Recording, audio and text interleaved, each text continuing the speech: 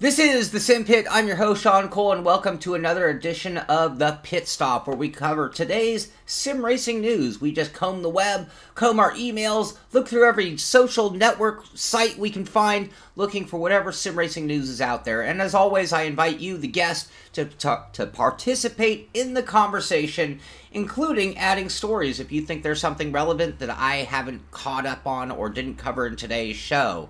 So we are going to get right to today's news, and I want to cover some things. We've had a busy week, and it's sort of quieting down as we kind of build up and prepare for the inevitable, which is coming tomorrow, that we're going to discuss just a little bit as well. But first things first, let's start off things with Forza, Forza Motorsport, and obviously their demo came out. I've tried it a little bit, and I've seen a lot of comments to people. I've got my coffee right here. Thank you very much, Michael. Hello, Finland. Hello, H-Carb, Frederick, Dr. Romano, everybody in here with us in today's chat. Again, I really want to find out, have you guys tried Forza 7 yet? I've heard people complain. It's still not coming out for a while. This is just the demo. But I've heard people talk about lack of VR support. I've heard people talk about lack of triple screen support. I talked about the actually pretty decent steering wheel support beyond direct drive wheels, but pretty much every wheel under the sun from the big three, we'll call them Fanatic, Thrustmaster, and Logitech, seems that all of those wheels are supported, and that's a good thing. I see Joe here says he's very disappointed. Maybe you can elaborate, Joe. What was it that you found disappointing about it?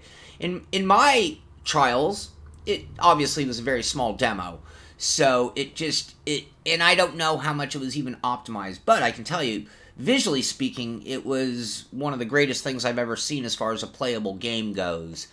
But, yeah, and unfortunately you do need Windows 10 to do it, or at least to get through the Windows Store. That was something else that I had a little complaint about, how difficult they made it to actually find the demo. You couldn't just go to the website and click a link. You literally had to go into the Xbox Store to find it. Hello, Eric from Singapore.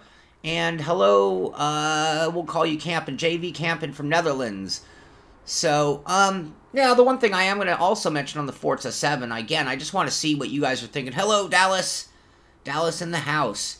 They did put out a launch trailer today, and you can see this is a very highly loved game when you look at the gaming trade shows. So whether you're talking E3 or Gamescom or any of those kind of things, this thing just racked up awards. And I think a big part of it are the visuals. I mean, when you get in there and you see it, it's just amazing that this is a game that you can actually play and drive, but maybe that's where the big drop-off is from the moment that you go to drive. If you're a pure sim racer, I can tell you right now, Forza has always been gamey, so when people are making their opinions about this, I don't know how much it's going to differ from Forza 6 in the grand scheme of physics, force feedback, and all that handling model kind of stuff. Hopefully they will have made some improvements.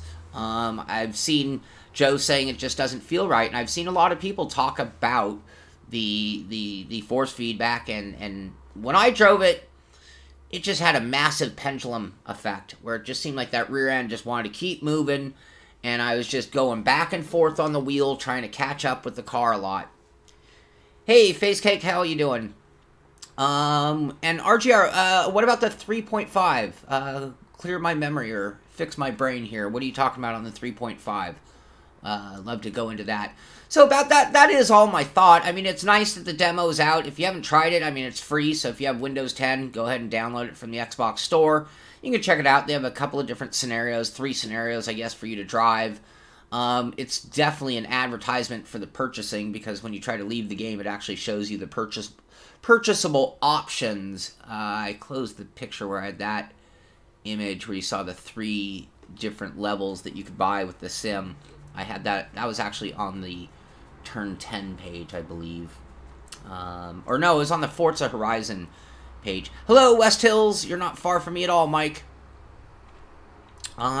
Next up in the news, and this is just another thing I kind of just want to mention about, the McLaren. I talked about this yesterday, and there's now another video that shows a little more detail about their Ultimate Vision Gran Turismo car. 6 hours for Project Cars, and that is one of our stories. I still have it as one day. I guess we are now inside of one day. Hello, Kelowna, British Columbia. Very cool of you. And what's your news on the 3.5 or no? I'd love to know if I missed it. I don't have any story on that, so maybe you can send a link and I'll pull it up and we'll try to add it to the show spontaneously. And that's why I love doing these live, because I as much as I try to comb the earth looking for everything, it is a little hard for me to find everything out there. So anyway, again, I mentioned this yesterday with the McLaren. This is another cool car. One thing I think that you can count on Gran Turismo for, they've always sort of found one or two cars that were very futuristic or very prototyped out. And when I say prototype, I mean a real prototype, not prototype racing, but prototype in terms of like a one-of-a-kind car that you get to experience in the game. And that's always been kind of cool about Gran Turismo, and it seems that McLaren is the candidate for this version. Hello, Italy! That's about all I have on Gran Turismo. Moving on to iRacing, it seems that today is the day of teases. So I found this at their Facebook page, I found it on their Twitter feed, and it is the video, and this is a big tease. Now, if you're into iRacing, this is a big deal. If you're not into iRacing, you're probably going to roll your eyes just a little bit at it, because it's just as teasy as they get. I'm just going to play the video here. You can check it out. It's on YouTube under The Motorsport Rivalry Continues at iRacing.com on YouTube. But this is a big deal for a lot of people. When you talk about Porsche, and you talk about Audi, and you talk about LMP racing, and that's exactly what they're teasing here in this video. In development. For iRacing, that can mean anything. That can mean from anything from the next build to 2 years from now, depending on how things really play out.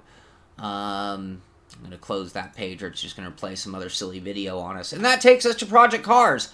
So, real quick before we do move on, if you're into iRacing, what are your thoughts and feelings on that? I mean, on iRacing, a new car ends up meaning money. You know, that's $14 or so, depending on how much content you have. And, you know, it's discounted a lot if you have all the content or a lot of content. But it is 2 new cars, and it is going to really open up. When you look at the Blancpain and the IMSA series and the multi-class racing that has really grown in iRacing over the last year, this is an area that they needed to expand that market as well to really give you that same true feeling of what's really going on. So, and that takes us to Project Cars 2. So, thank you very much, Facecake. I appreciate that. And, yeah, I've been doing this a long time at this point. My online presence doing videos dates back about 10 years at this point, and various different forms. So, I appreciate your long-term fanship of what we do here. So, anyway, here's one day. That's the big logo today. One day logo. Inside of 6 hours is where we're really at, so everybody's going to be able to get in there and really get a chance to do it. I've been driving it on the Xbox One, got it on the PC, and there was a little mix-up, so I actually didn't get any footage out on that, and I apologize for that. That's my fault and my bad. And I don't want to take anything away from Project Cars, because my lack of coverage has nothing to do with my excitement for the game and my feelings of its importance in the world and in the market.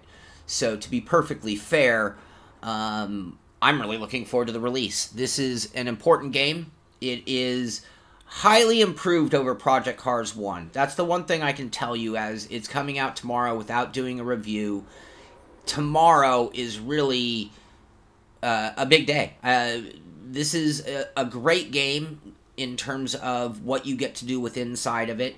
It's got a great selection of cars and tracks, one of the purest racing focused games you're going to find, and most importantly, I think it's going to make a lot of fans of sim racing.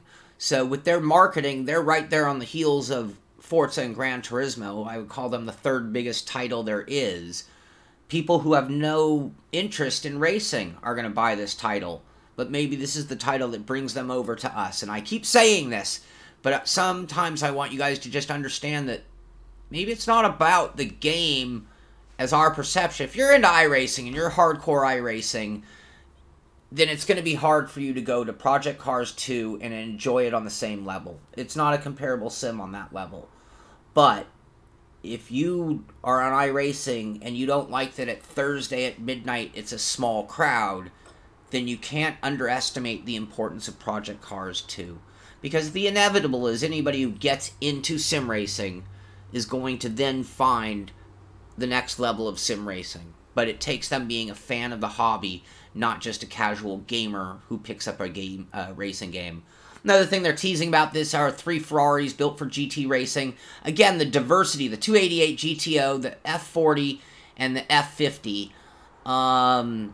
These are important cars, but there's a great selection of cars in this game as well. A really big diversity of content. I mean, I was running go-karts yesterday. You can run every level of racing you can possibly think of for the most part. 180 plus cars, a huge list of tracks, and incredible graphics, and good playability. I heard and saw some of the comments about Forza 7. This is a step up from Forza 7. No denying that. So anyway, today is the big day. I think tomorrow, as soon as it's open, I'll get in there and do some online gaming with others and see how that aspect works. Maybe we'll do some live streaming of launch day fun. Get in there and test out different things. We'll see how that goes for tomorrow.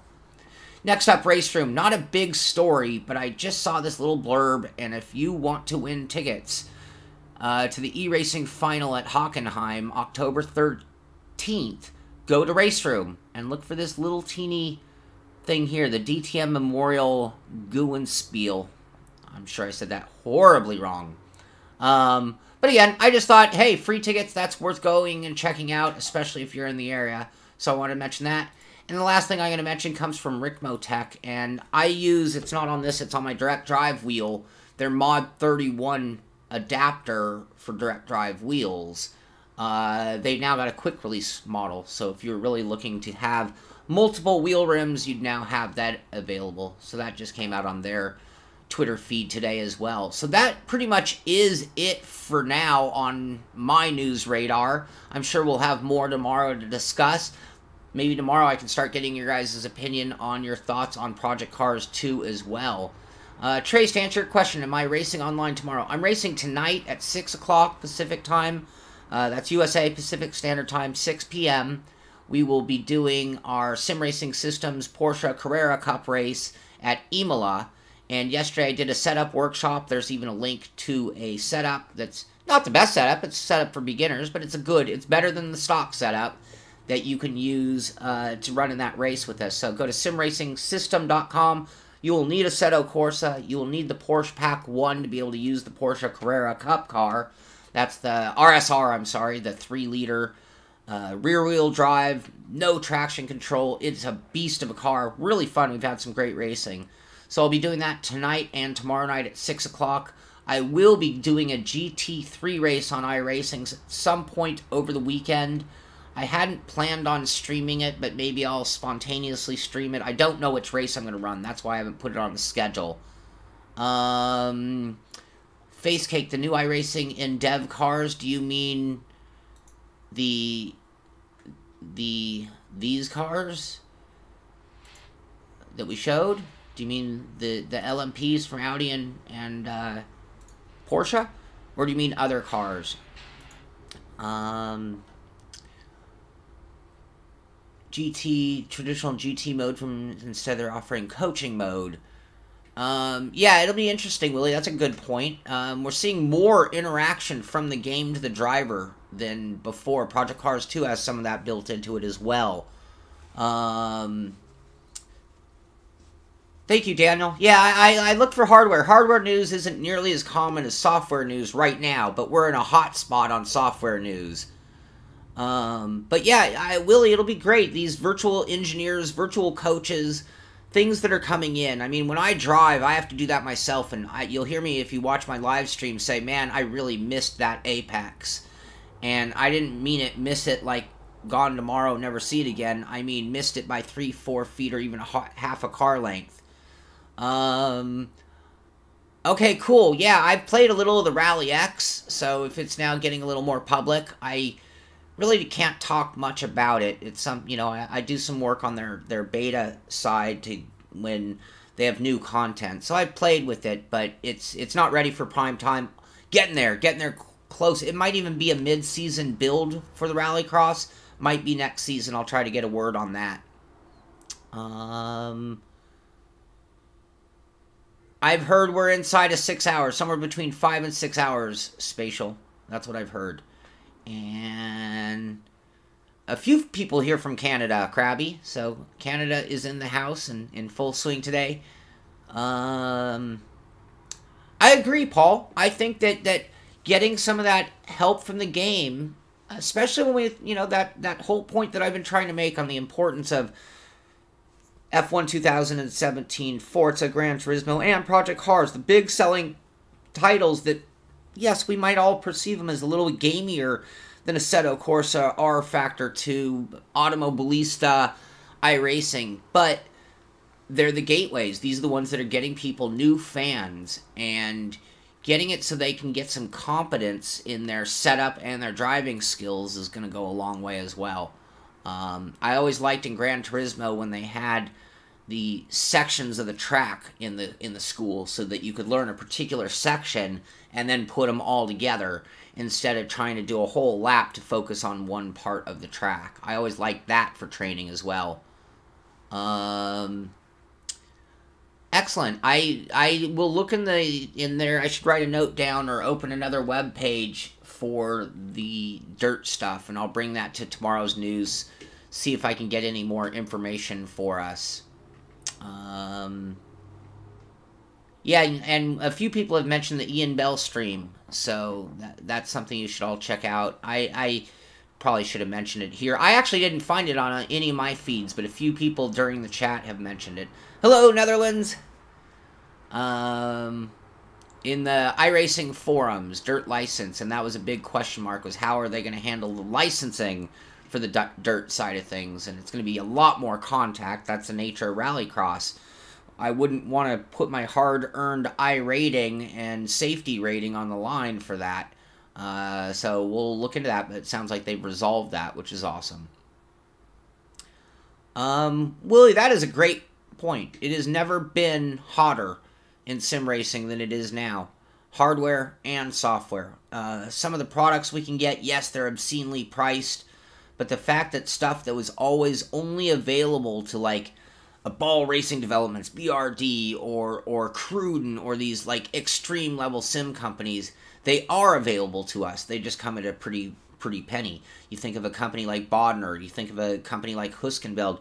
These are guys who only supplied professional outfitters, didn't make their stuff available to the public, and the pricing shows that, but it is now available to everybody if they have the bankroll, which is the big if, though. And yeah, Matthew, I've never seen so many new titles in 1 year, and when you include to that the amount of development that's come out of Assetto Corsa, R Factor 2, and iRacing this year to match all those new titles, sim racing's never been better by a long shot. I agree, 100%.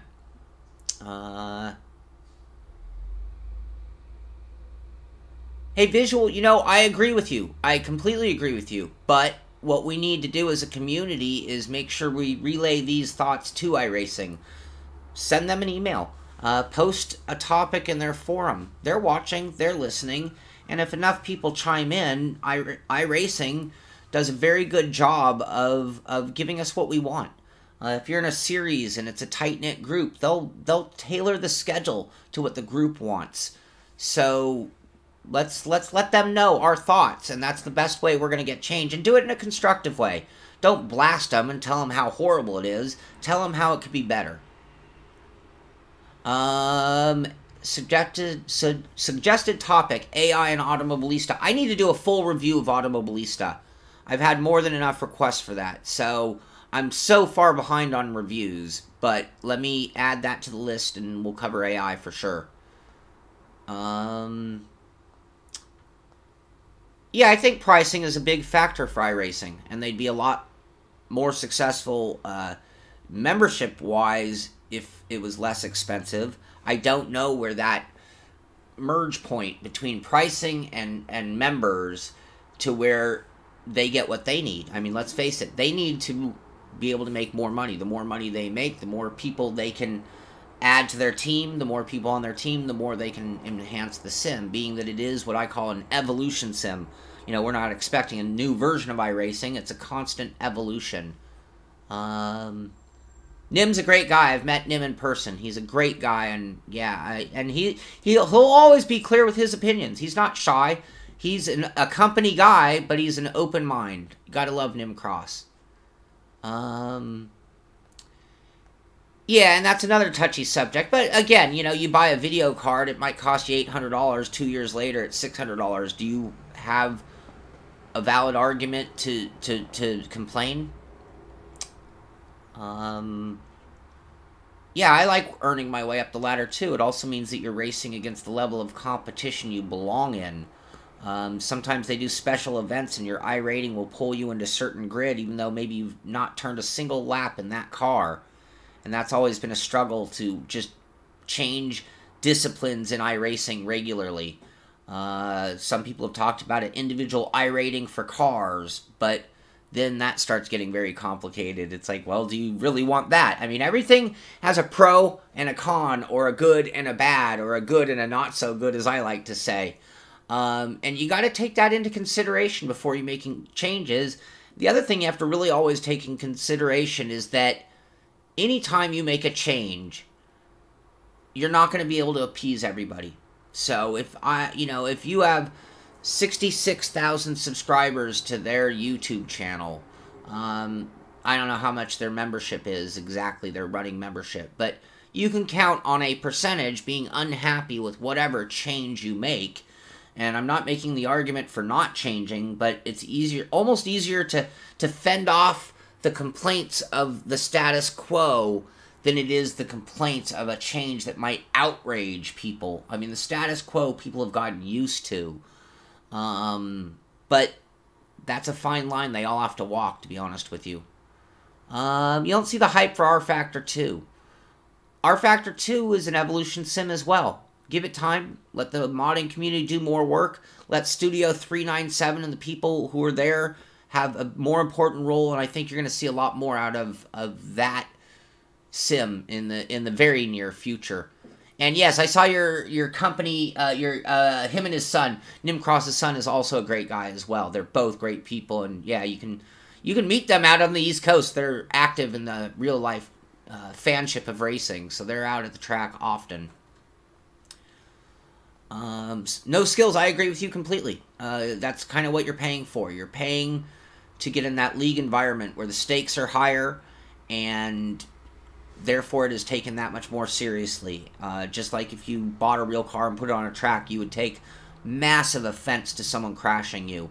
In iRacing, well, the money I've spent is really in my iRating and safety rating. Someone smashes into you unnecessarily, and you have every right. You always have a right to be upset with people crashing you, but even more so in iRacing. DC. Yeah, and that's a great point in iRacing. If you pick a ladder system and a plan of attack of where you want to run, you can really save yourself a lot of money. People jump in and they're like, oh, I want the Ferrari, I want the Porsche, I want the LMP, I want the open wheeler. Next thing you know, they've spent $500, and that's not even what they end up racing in the season when they finally get down to it. Gas, that's a really good show idea. I'll write that one down as well.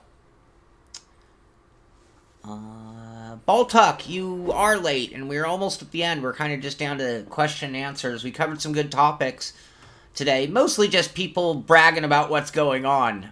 No real big news, other than obviously Project Cars is coming out in just a matter of hours. Tom, you missed the start. Oh, you ran a 203. Not bad, not bad. I think, what, 2019, I think, or 2018 might have been my best, so you are right there. And you should be doing pretty well in the race tonight, I would think, with that time as well. Yeah, and that's the thing. A lot of people get pulled into buying a car. They drive it because you want to hear it, you want to see it, you want to feel it. But then maybe the series isn't the series you're going to run in. I don't know if you can grab it just yet, David. Any minute, any hour, you will be able to. But yeah, it's going to be a download time as well. And then you got to wonder how packed are the servers going to be. This is a very big release. The servers might be really packed. I wouldn't even be surprised if they ended up shutting down. Yeah, again, let's go through my 1, 2, 3 for iRacing. I would get in, I would start with the basic content, and I would not buy a single extra thing. I would drive all those cars in test mode and practice mode. Then I would look at the schedule very carefully. I would understand and really look at the safety rating system, because that's going to affect your licensing. And I would not buy a single piece of content until I needed it and that I already knew in advance, because I watched it and I saw, hey, that series looks fun. I like the car. I like the schedule. It's my next license up. I see that it has great viewership, I was going to say, attendance, big fields in the races, which is important to me. So that would be my path. I mean, you might not have to buy a single piece of content for at least a season as you just go from rookie to your D license. And even at your D license, you still might not need any content. That gets you a whole other season. So at this point, you're already 25 weeks, including week 13. That's half a year, and all you did was bought a membership. Now you look at the next series. You got your D license and your D30, and you're looking at C-level racing. Cool, maybe you want to buy the NASCAR truck, but all you have to do is buy one. You don't have to buy both. And then as far as the tracks, are you going to race every track of the season? Do you need to race every track in the season? Is that going to be your primary series? Or check your calendar. If you happen to know you're going to be out of town, don't buy that track. Save your money. You can do it in a strategic way and minimize the expense. Thank you, Steve. So, yeah, sounds like you can preload that. And I had mine downloaded with a unlock code on my Xbox, so I wasn't sure if it was the same for everybody. Yeah, exactly. And Skip Barber and the Mazda always have participation.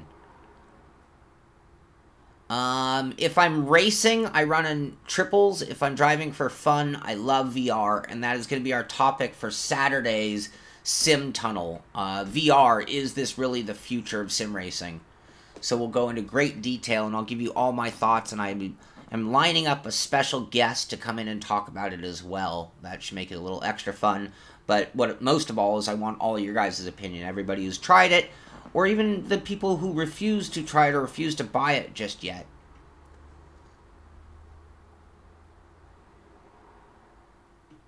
Yep, Willie, there's always room for improvement. I agree. And it's a completely different comparison to any other sims based on the financial structure. No denying that. And I can tell you that 10 years ago, this is what I dreamed of. So I am a little biased towards iRacing because 10 years ago, I dreamed of an environment where there's a company that was going to be made by the West Brothers, and it was rumored to be outrageously expensive, like thousands of dollars and hundreds of dollars for the content. But I was so in love with sim racing and so tired of what was almost as good as it could be, but not quite, that I had already started saving money for the sim. When iRacing came out, I kind of had the same similar feeling, and I'm not saying that it's a better sim than Assetto Corsa, that's not my point here, but the multiplayer racing environment is so one-to-one comparable to when I got into karting in terms of the anxiety and the endorphins and the anticipation of races and the importance and magnitude of the point system, that it's worth every penny to me, to be honest with you. The Mazda kicks you in the teeth. the MX-5?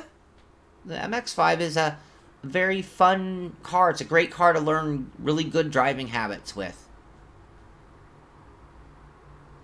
Well, Visual, I wish you did have me 2 years ago to save you all that, but at least you're getting a big discount now. So that should help ease the blow a little bit. Paul S., I agree, and I often use my two favorite other hobbies, which is cycling and golf. And same sort of thing. Yeah, you can get in cheap. You can buy a decent... You can get a TMX wheel for $200. You can buy project cars for 40, 50, 60 bucks, whatever they're charging. And you're done. You're in the hobby. I can go play a par 3 golf course for, you know, 6, 7, 10 bucks. Use just a few irons from a, you know, Wilson set, and I can be golfing. On the other hand, if you want to play nice courses, use nice clubs, all of a sudden you're at thousands of dollars. Cycling, you can get a great bike for a few $100s. But if you get into cycling and you start racing, all of a sudden you're going to be like, this is never going to cut it. Yes, it was great to get into the hobby, but as a hardcore hobbyist, you're going to all of a sudden want some Colnago carbon fiber or a Chioch or, you know, any of the other fine brands of bicycles out there. Hello, Ukraine! But it is a relevant point, and cost is, I'm not trying to defend it, I'm just saying this is unfortunately kind of the way it goes in most hobbies, is that, yeah, hobby means money, and you can get in at a reasonable price, because that's usually, without that, they wouldn't even get you in the hobby. Very few people get into flying planes, because there's no cheap way to start the hobby.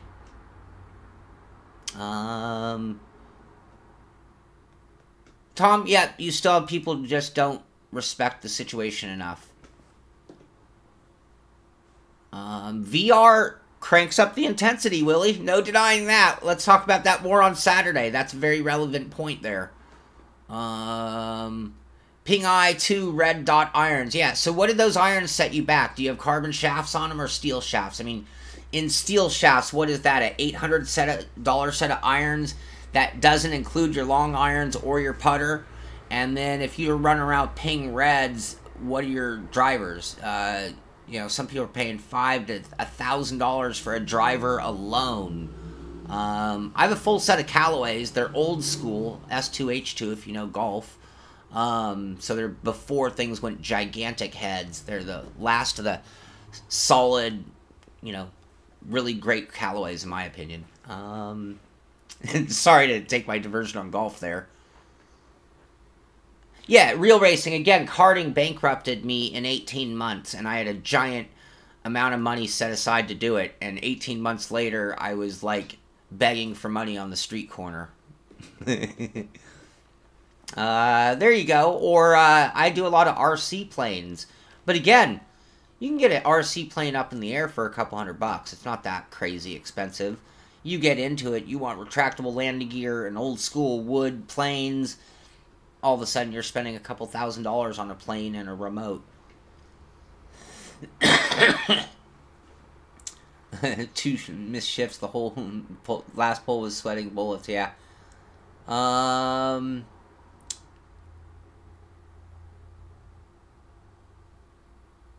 that's a good point. Everybody is using their real name. You know, if you have a Facebook page, people could certainly find you and track you down. It is a little more risky than using a game. My gaming name is Had Matter, and no one would know who I was when I play under that name, except you guys.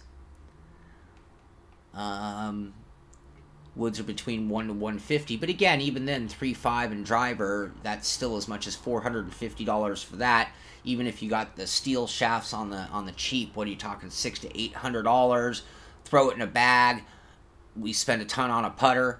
Now you're talking greens fees, lost balls, shoes. You know, golf is an expensive sport. Far more expensive than sim racing, even in iRacing standards.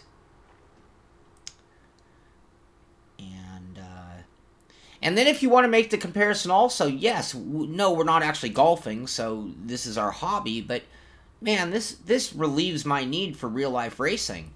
So by doing sim racing, I can cure this, like, depression that I'd have that I can't get on a real track in a real car. To me, this is the remedy to a situation that financially I cannot deal with.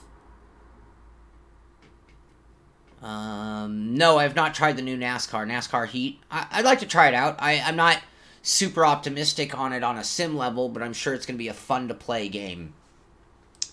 Yeah, Dragon, I was doing that just yesterday. And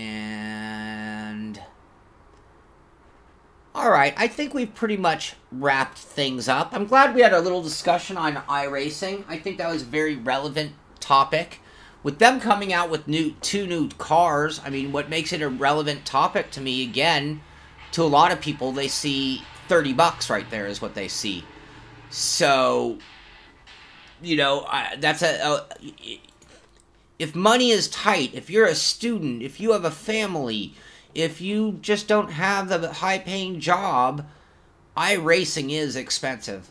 So everybody who had that opinion, you're so entitled to it. And my only defense of the finances, comparing it to all the other sims and driving games that you can do, is that for me it did fill that need, that void in my life when I couldn't do real-life racing. If I won the lottery tomorrow, I'd be on the track on Saturday until I was broke. It's a disease. So, that's my take on that. And I'm not even being, that's not even a joke. It's a sad truth about my, my ability with money, even in large sums. It's just how much would I spend on the track before I went broke. So anyway, that is going to do it for today's show. Great sim racing news today. Even better discussion from you guys. So I really appreciate you being here and carrying the show for me. We will be back tomorrow for Friday's news, and we will be back tonight and tomorrow night at 6 o'clock p.m. Pacific Standard Time for our sim racing systems in the Simpit Porsche Carrera RSR Cup race. We will live stream those races, but I'd rather you got in and did the racing. You just need a Assetto Corsa, Porsche Pack 1, and a sim racing account, and you can join us for tonight's race. Go to thesimpit.com, go to our forum. We do have a setup for Imola, which is tonight's track, and that's all you need to do that race. Saturday, 10 a.m. Pacific Standard Time, we will have our big discussion on VR. Hopefully everybody who is using it, loves it, or hates it will join us for the discussion. Want to talk about it in its current state, and I want to talk again, is VR the future of sim racing for all of us? So I really appreciate you being here today. Hopefully you'll be back tomorrow, but this is the Simpit. I'm Sean Cole, and I'll see you on the track.